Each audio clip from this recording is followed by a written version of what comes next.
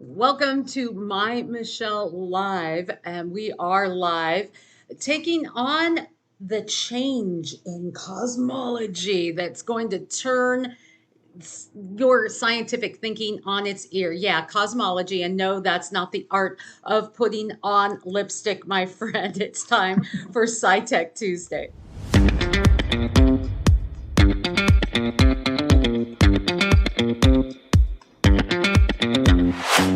It's the My Michelle Live podcast. My Michelle Live. Hey, glad that you could be spending part of your day with us. And I guarantee as you watch today, you're going to hear some things that are just going to blow your mind. Specifically, we're going to be talking about some scientific discoveries. And as we try to stay up on this program on Tuesdays on some of the latest scientific discoveries, we do that and then we stand in delight and awe because it seems the farther we go down this road and the more we discover, the more intelligence we see in the design of the universe, and more specifically, how this design speaks to and exhibits the characteristics of the God of the Bible. We're going to be looking at some changes some challenges to cosmology from the latest discoveries. And we have with us, of course, an expert in his field, astrophysicist Jeff Zwiering. Jeff, thanks for joining us. Michelle, looking forward to our conversation. Always enjoy our time to talk and looking forward to what we get to talk about today. Oh, yeah. It is, as I said, always it jazzes me.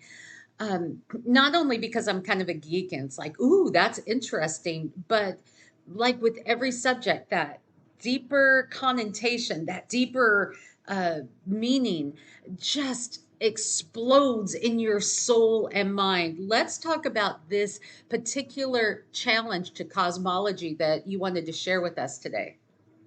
Well, so there was a group of people who were just looking out, doing their research, and one thing in particular they were doing was as light. There are things that are very, very far away from us in the universe. One of those things are quasars.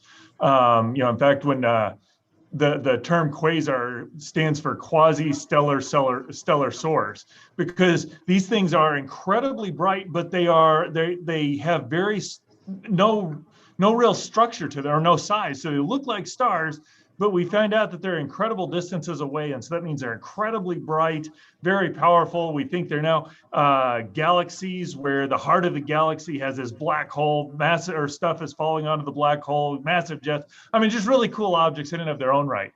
But as the light from these quasars now propagates through the universe, again, they're quite a ways away from us in the universe. So as they propagate through the universe, we can actually look for signs that they are going through other stuff on their way to us. For example, as the light from the quasar will go through a cloud of gas, if the cloud of gas has magnesium in it, it will absorb certain wavelengths of light. And when it gets to Earth, we can tell what sort of stuff is in between us and this distant quasar. And so there was a group that actually looked for that signature, and they found a line of clouds, which are galaxies and clusters of galaxies, that is about 3.3 billion light years across. And you think that's kind of a hard thing to imagine, but the size, if we were to go from here to the edge of the observable universe, is 45 billion light years. So this is 15 of these things that they found would actually go from here to the edge of the observable universe. So these are enormous structures. And that's what's really kind of cool, is just finding these enormous, massive structures by looking at this distant light in the universe. Incredible structure too, this kind of arc. But what I thought was fascinating is how it's observed.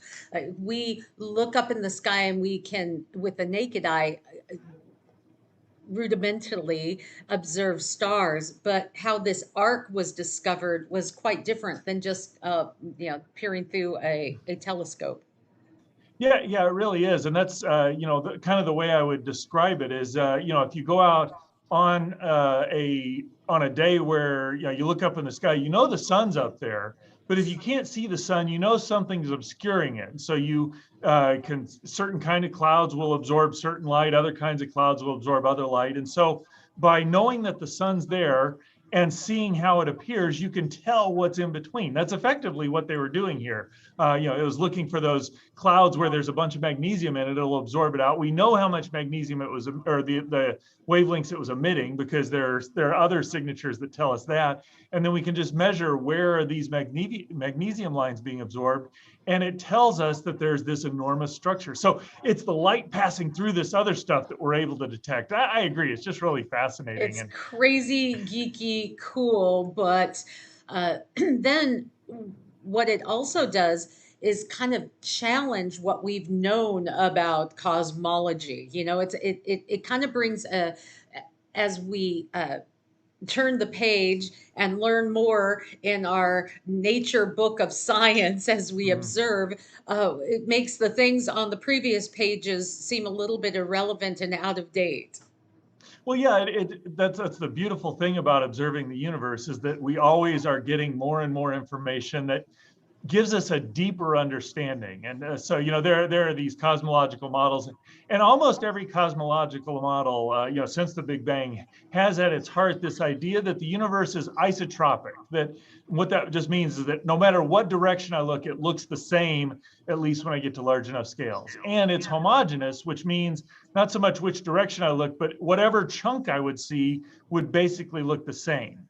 And so in our current cosmology, we've got gravity, which pulls stuff together. We've got this stuff called dark energy, which pushes stuff apart. We can actually calculate a size above which everything ought to look the same. Like I said, if dark energy is pushing things apart, if gravity's pulling things together, at some point in time, there's going to be a scale above which you can't get anything clustering in it, and it's just going to be smooth and homogeneous. And that's what's interesting about this, is because when you calculate, given our current understanding of cosmology, what that size is, it's about 1.2 billion light years. Now, if you remember, I just said this thing was 3.3 billion light years.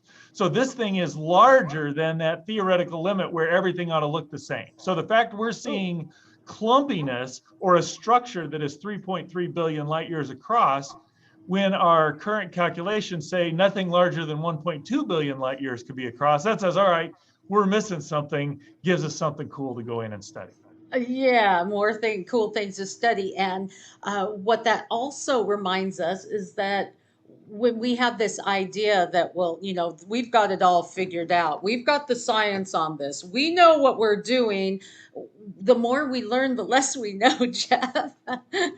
Well, and it's there. Honestly, I think I see kind of two errors, and I tend to make these. One is there's the error of thinking that, we've got everything sorted out, and there's numerous examples through the history of science where we thought, okay, we're just measuring the final details, we've kind of got it all mapped out, and then lo and behold, we'll come up with something new. One time we came up with the measurements that ultimately led to the development of quantum mechanics. And then, we've got dark energy. I mean, there's all sorts of places where we thought we've got basically everything figured out. And then lo and behold, we find this thing that we just never even dreamed of.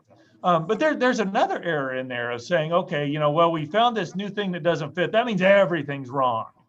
And I find people in the Christian community that do both of those, or that do one or the other of those errors. And so I think what's important or the way I look at it, it's like, we've got a lot of the details of the universe mapped out. We know that the universe is expanding. We know that it appears to have a beginning, that there's a great deal of uniformity in the universe. It's largely isotropic, largely homogeneous. But what this discovery tells us is that, or it actually adds more data to this conclusion, is that while we have a lot of the large scale or the large picture, there are still some details that we don't understand. And a lot of scientists actually find that aspect really exciting. The fact that something doesn't fit with our understanding, because it gives us an avenue to pursue even deeper, which I think is pretty cool. So. It is pretty cool. And then having, if you're a scientist, delving deeper and being the person that gets to put your name on the look what we found, right?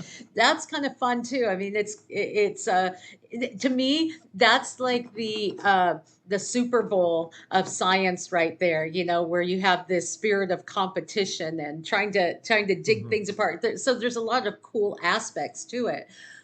But it also brings a bit of a challenge to this idea that the universe just kind of it kind of just happened. It brings a bit of a maybe an enlightenment to a possible God story. And that's to me is what I see in there. If, as we study the universe, nothing ever made sense. It's like we'd see one thing and then the next day we see something new, or we kind of get this and then it all falls apart. That would speak to an existence that was chaotic, random, and unordered. But when we look at the universe, we can go out and make measurements and we can say, hey, we think this is a good idea. And then we can go test that and find, lo and behold, wait a second. Yes, that our data actually confirms that we're getting a deeper understanding. So it really does speak to a universe or a reality that our universe is a part of that is orderly and deliberate and intentional and mindful, which I would say points to God. But the other side of that is, and this is the new discovery part, is that for everything we discover, for all that we learn and all that we grow, we have not come close to exhausting all that there is to know. So there's an Good point. orderliness and a structure which points to a mind or a rationality behind the universe.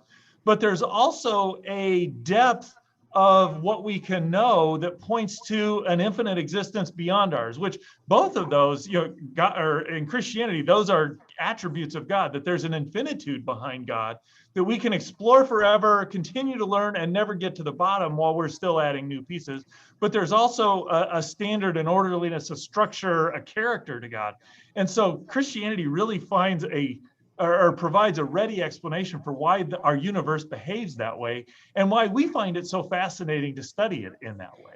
I find it fascinating in that what it does for me is it takes my faith beyond just a hocus pocus fairy tale to something that to evidence that suggests that what I have put my faith in is real. Mhm. If it were to the contrary consistently, I would have to say, okay, this isn't any more real than the spaghetti monster. But when we continue to see scientific discoveries that, in fact, bolster a biblical narrative, it is something to get jazzed about. That is really interesting. But then something else you mentioned is that there's so much that we don't know.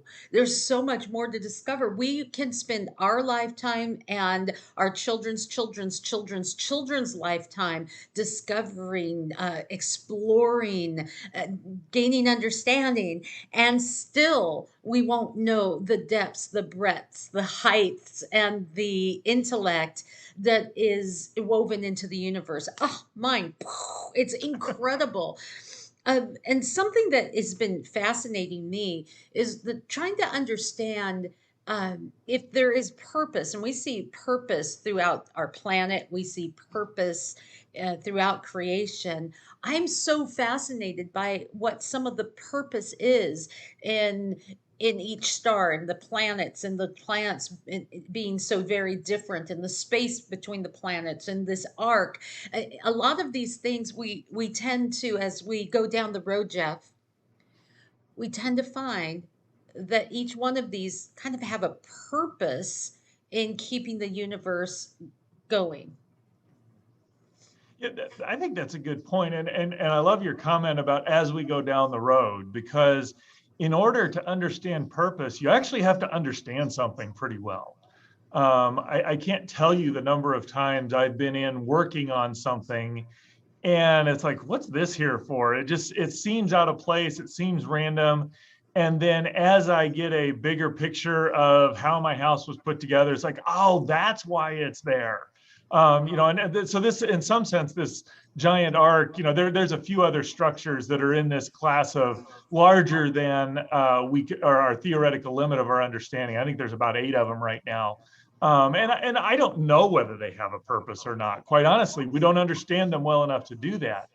But what I find fascinating is that we're almost driven to understand and say, okay, there's something important here. We need to understand this. And as we go in and understand this, very often that reveals that, yeah, there is a design behind it. For example, you could make an argument that if God wanted to create a universe, all he really needed was a sun, a moon, an earth, and that's about it. He can make that work. We can see things, we can operate, we can live. But he's created a trillion stars in the observable universe, some of which are far larger than our sun, many of which are far smaller than our sun. Some are very red, some are very blue. We look at those and say, well, that's just weird. Those don't seem to need to be there. But then you realize that one key feature of life is that it's built on carbon. And given the laws of physics of this universe, carbon is the only element that you can build life on. Well, you ask the question, where is carbon formed in our universe? It's not formed in the Big Bang. It's formed in the heart of a certain kind of star that requires the star to live and then blow this stuff out into the cosmos. And fluorine, which is, again, not just important to help us have strong teeth, it's actually important for life. And it's formed in a different kind of star. And gold and a lot of those heavy elements that we use for things, those are formed in a different kind of star. And so when we begin to look and see all of it, it's like, wow, there's this diversity. God could have done it very simply, but he's chosen a far bigger picture and then invited us into trying to understand what he's done. And if he hadn't invited us into that, science wouldn't exist, and none of this stuff we know, we would have had the joy of being able to discover. And I think in eternity, we're going to be doing the same thing forever. And we're never going to get tired because we're never going to run out of stuff to discover. No, indeed not. And when you think of the life expansion of man on this planet and our needs, it would seem that the universe does have, it's like a supermarket of elements that we need to thrive and survive on planet Earth. So if it was, I mean, yes, could have God, just made a sun and a moon and the earth? Yes, but as he's chosen to use a universe full of all of these incredible mysteries, it would again seem like it's like a supermarket of the things that we need that continues to feed the life that we have here. I was just walking with my feet in the warm waters of the Gulf of Mexico, the beautiful white sands, and I'm realizing the faithfulness of the tides, the consistency of water on our planet, the uniqueness of what people can call this lonely planet in the vastness of the universe, and realize that the same power that keeps this earth turning, that is in control of some of those crazy elements from the arch to the blue suns, is the same power that keeps me in my life. And so when you ask the question, are we going to be okay? Look at the earth. It's okay. It's thriving in miraculous ways. So I think we're going to be okay too. Your description and just your thought here, it just made me realize, it's in a very real sense, God could have just said, all right, here's a sun, here's an earth. In fact, he wouldn't have need to have a sun. He could do some other energy source. I mean, God's capable of doing whatever he chooses, if you will. But what struck me is that the way he created the universe actually demonstrates his care for us and his love for us, in this sense that he could have just made it to where we live. He comes, his son dies on the cross, everything happens. But he's actually put us in the midst of a far bigger picture, a far bigger environment that allows us to get a deeper picture of who he is. One of my tendencies, and I think there's a number of scientists who have this, is like, okay, if I can explain something, I've now got I can kind of put a bow on it, and I'm in control, and that becomes the extent of my universe, if you will. It's like, okay, I've got the things that I can control here. And God has put us in a situation where we get, if we're willing to do it, as we study the universe, we see that there's more and more, and there's far beyond anything we could ever dream of understanding entirely. And it gives us a little glimpse of who he is and how much he cares for us, because he didn't need to do that. He chose to do that so that we could know him better. And it really just communicates to me the depth of how important we are to him. No, something you said there is really food for thought as you're watching today. So, you are alluding to the idea that as we delve into the universe and study things way out there, or even deep inside of us, in the cells, wherever it is, each one of these disciplines and discoveries seem to lead us to a greater understanding, I'm hearing you say, of God. Yeah, I really do think it does. I was thinking of various objections I've heard to people who said, well, why would I want to go to heaven? One of the objections is, well, I'm just going to get bored up there. I mean, everybody's just sitting around on a cloud playing a harp and just singing all day. It's like, that's not going to be I don't interesting. know. That sounds like heaven to me. I've been doing that at the beach here, and I'm like, this is great. Okay, And but not it's not knocking for that it's everyone. enjoyable, but at some point, if that's all you're doing, it's like, well, maybe there is more to that. And when we look at how God has revealed himself to us, he's revealed himself in a creation that we have been studying a book that, the Bible, for a few thousand years. We've got a lot of the big picture there, but we've studied it for 3, 4, 5,000 years, if we include the Old Testament, and we've not begun to exhaust what there is to know about God in there. We've got a lot of the big picture, but there's always more, always deeper we can go. I find the same picture in creation. I mean, we've got the big picture, we kind of understand Big Bang cosmology and expansion of the universe, and how various, how chemistry and biology work at some level, but there's so much more detail to be learned, and not just more adding more decimal places. Stuff that we don't even know to think about yet is there. And so if that's true here in this creation, why would that be different in the new creation? That we can study creation, the new creation, for all eternity and still be discovering new fascinating stuff, because God is infinite and you can never exhaust an infinite amount of knowledge. And so this creation actually points us and helps us understand better who God is, and answers a lot of the snarky but kind of quick-witted objections to what Christianity is about, because Christianity has a depth that because the God who we worship has this depth that can't be fathomed. Right?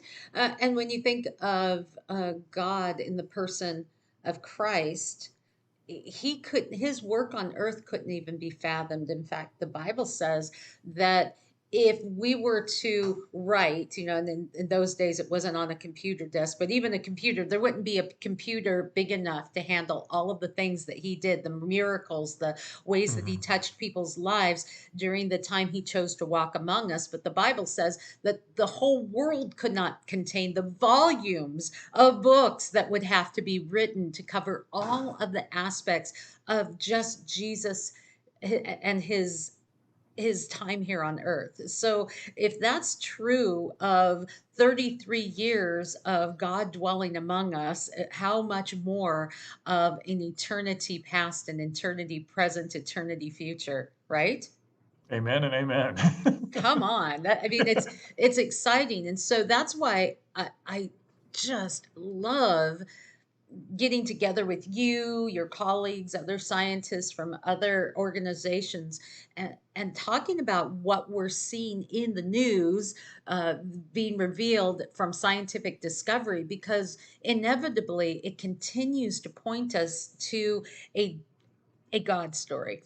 But something else in this story, Jeff, that we talked about was the fact that it challenges what we've already perceived as being true about the universe. That's kind of tough because people don't like being challenged. I mean, we've seen that with Darwinian evolution and how we continue to learn more than Darwin knew so many years ago, but we want to hang on to that old science because it's what's comfortable, like an old shoe. Just buy a new pair of shoes.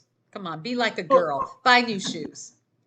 I don't know that I'm going to buy new shoes, but I do know this. One of the things that I really enjoy about science, it makes it challenging to do, but I really appreciate is that, so you read the popular articles about this, and this giant arc, it challenges and undermines fundamental assumptions about it kind of makes it sound like, we're just throwing everything out. What is really going on is that we've built a model of the universe, and in this model, these certain things are true. What we've now come along and we've measured the universe, and we say, okay, this thing is there. And granted, people will go out and say, all right, is this really an accurate observation? And they're going to go and confirm and test whether the observations are done well and they're not a fluke or other things like that. But once that observation says, okay, yes, this structure exists. Notice that none of the scientists are going and saying, well, we're not going to deal with that data. That data is irrelevant. This is our model and we've got it, and that's the right way to look at it. No, what they do is they say, okay, this data tells us about reality. If my model is wrong, I need to adjust my model to conform to reality. There you go. And that's kind of an unpopular thing today because we talk about everybody having their own truth, and this is true for me and not for you. And the reality of it is there is a reality. And people who are healthy, in my assessment, are the ones who say, okay, this is reality. I'm going to accept reality and adjust to it and figure out how to live in reality, rather than say, I'm going to live over here because I like this bubble or I like this way of looking at things better. If this way of looking at things doesn't correspond to reality, a healthy person will look and say, all right, I need to adjust the way I look. If God is the ultimate reality, that's what we're called to do as Christians. Not, I like looking at it this way. It's how is God and how can I adjust the way I think about to what he's revealed? Ouch, we see now that you're in getting science. personal. We see that in our theology as well. Yeah, now you're getting personal, Jeff. Sorry. That's the way reality works. Ladies and gentlemen, this conviction moment brought to you by Jeff Zwierink of Reasons to Believe. Yeah, this is where it gets to the meat of the matter. The things that we talked about, they're fascinating and it's fun and it's geeky. But this is why this program has meat, and instead of just we have the hot dog, not just the mustard, because we want to get to that deeper story. So we talk about these things. You reveal, wow, there really is extraordinary design, mathematics, reason, purpose in the universe. What does that really say? What are the implications? Then you go down a different level and you realize that the God of the Bible most closely represents the most reasonable explanation for what we see. And then you see that there's really no contradictions in the Bible. There's nothing that would be old science and we laugh at and say, oh yeah, the Bible says the earth is flat. And then you stand in awe.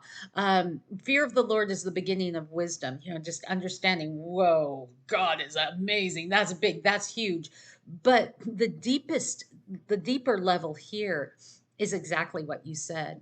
We realize that there are implications, and now you got to take on those personal implications.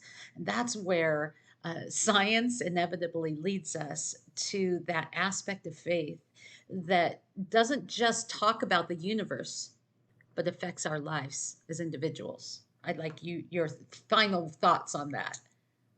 Well, I think that's a pretty powerful point. What you said right there at the end is that we can have all of these pictures of how things work and what do we do, but ultimately, if once we've got who God is or what reality is, it has to change how we think about things, because we want to align with that. We want to find the truth. We want to find what's real and live there.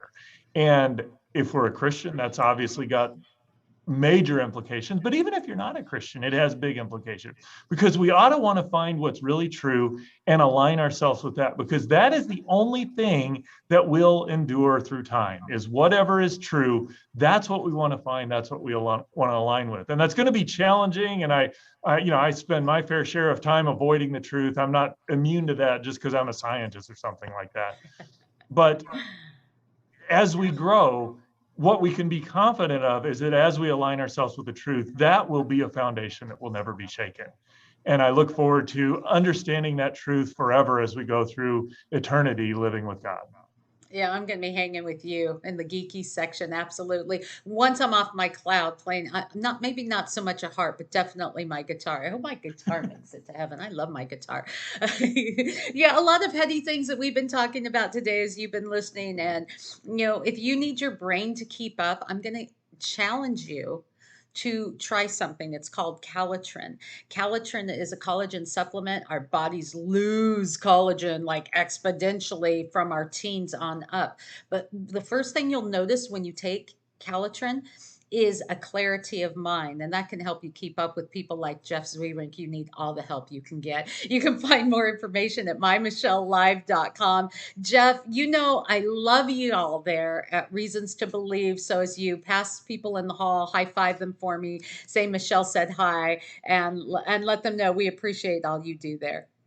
Well, thanks. I will do that, Michelle. And I just enjoy the opportunity to be here with you and actually talk about these things with a group of people I don't normally have access with. So yeah, God bless you, man. And we'll catch you next time. Thank you. You